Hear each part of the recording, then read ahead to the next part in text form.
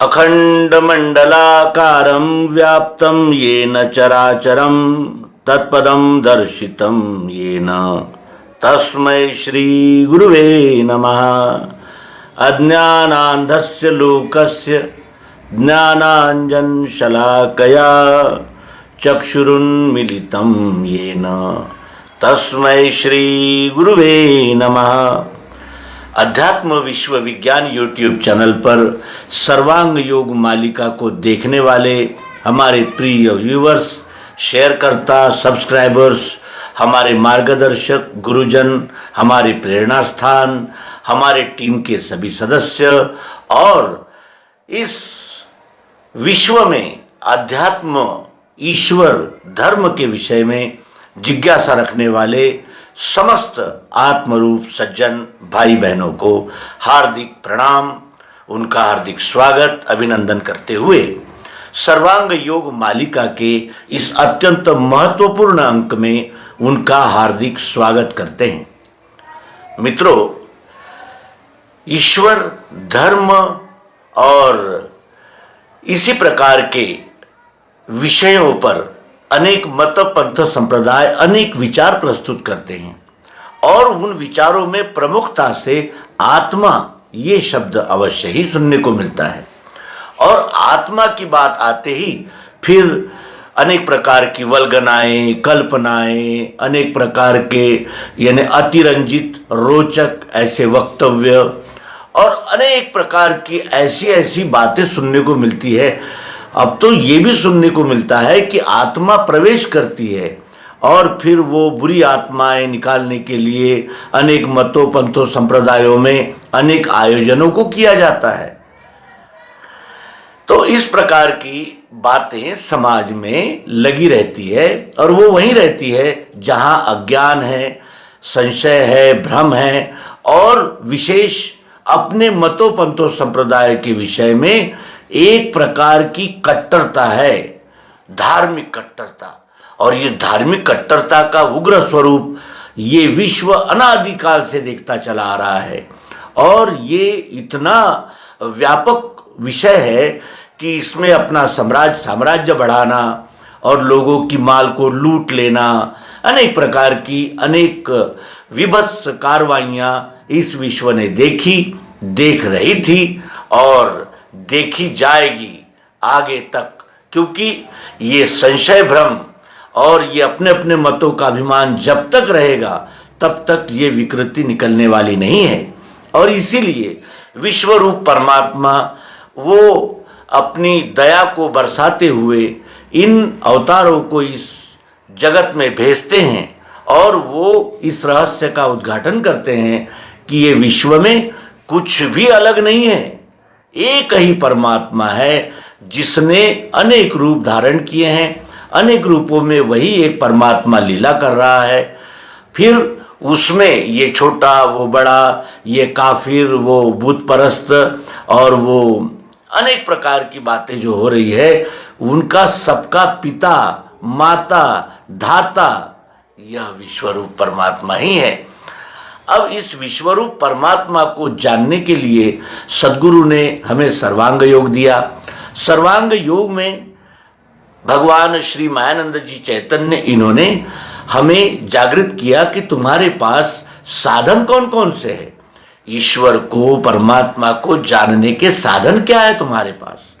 तो हमने देखा कि हमारे पास आँख, नाक, कान, त्वचा और जीभ ये ज्ञानेंद्रियां है। इन ज्ञानेंद्रियों से हमने देखा तो हमें आँख से रूप दिखा, कान से शब्द देखा, त्वचा से स्पर्श का अनुभव हुआ, जीवा से रस देखा और नाक से गंध देखा। ये संपूर्ण विश्व में ओतप्रोत हमने देखे। इसके अनंतर हमारे पास मन है, हमने मन से देखा तो सत्वगुण दिखा, रजोगुण दिखा और तमोगुण दिखा। ये तीनों गुणों का हमने दर्शन, अनुभव मन के द्वारा किया। अब प्रश्न आता है कि ये तो सतत रूपांतरण होने वाले हैं, सगुण है, साकार है, प्रकृति है, क्षर है, लेकिन वो कहाँ है जिसके अधिष्ठान पर यह प्रकृति कार्य करती है? वो क्या है? वो निराकार आत्मा कैसे है, उसका स्वरूप क्या है और वो कैसे एक एक कण में उपस्थित है।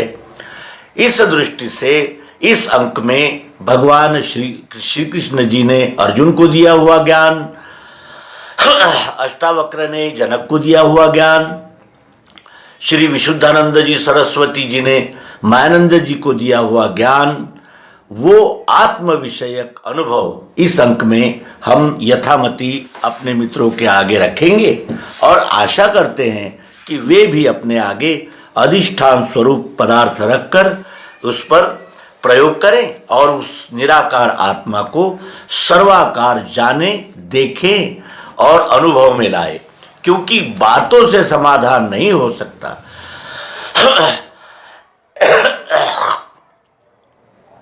क्योंकि बातें तो वेदों में, उपनिषदों में, दर्शन शास्त्रों में, धर्म ग्रंथों में बातें ही तो है।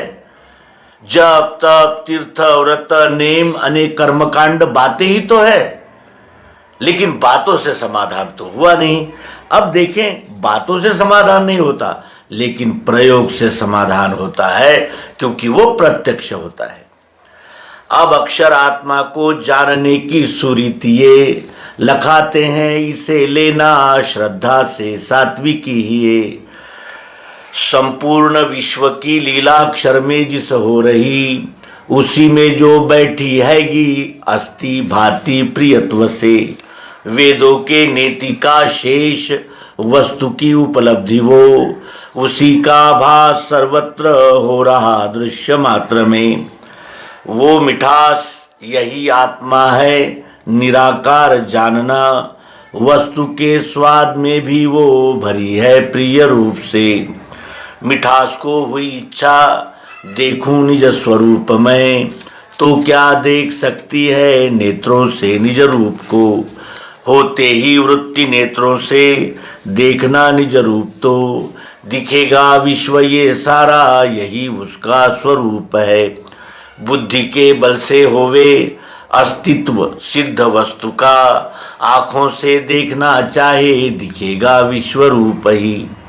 शब्द स्पर्श तथा रूप रस गंध गुणत्रय, आठों का जो लय स्थान साम्यावस्था जिसे कहे, उसी में जो रहे स्थायी अभिन्न गर्भ रूप से। ज्ञानियों को भासती है साक्षित्व भाव से वही, यही ईश्वर संज्ञा से अक्षर रूप स्वरूप में नित्य शुद्ध अज स्थायी स्थित है साक्षी भाव से। सर्वशक्ति इसी में है, ज्ञानी का ध्येय है यही। कर्मारंभ जताने को संज्ञार्थ ओम कहे श्रुति। अक्षरानुभव योग नामक सर्वांग योग के 6वें अध्याय में हमें आत्मा का साक्षात प्रत्यक्ष यथार्थ दर्शन सद्गुरु कराते हैं। लेकिन इसके लिए आवश्यक क्या है? इसके लिए आवश्यक है हमारा मन निर्मल होना चाहिए, हमारी बुद्धि सात्विक होना चाहिए, हमारी इंद्रियां एकाग्र होनी चाहिए, हमें सत्य जानने की निष्ठा होनी चाहिए, जिज्ञासा होनी चाहिए। और हमें क्या नहीं होना चाहिए? हमें मत पंथ संप्रदाय इनका अभिमान नहीं होना चाहिए। हमारा गुरु श्रेष्ठ दूसरे का गुरु कनिष्ठ इस प्रकार की आढ्यता नहीं होनी चाहिए। हमें कट्टरता धर्मांधता नहीं होनी चाहिए।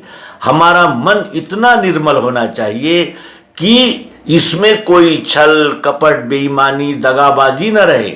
हमारी बुद्धि इतनी सात्विक होनी चाहिए कि वो सत्य का निर्णय निरपेक्ष भाव से कर सके।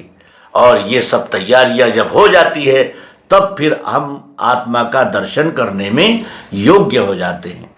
और जैसे ही ये सब तैयारियां पूर्ण हो जाती है तो फिर वो आत्मा हमारे अनुभव में आता है।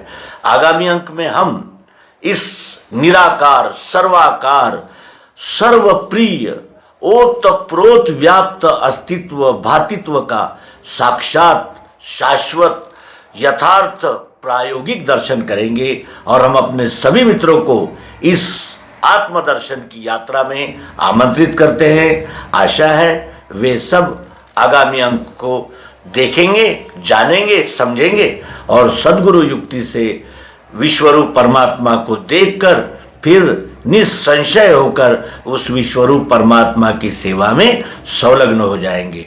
तो मिलते हैं आगामी अंक में। नर्मदे हर सद्गुरु भगवान की जय, विश्वरूप परमात्मा की जय। ओम शांति शांति।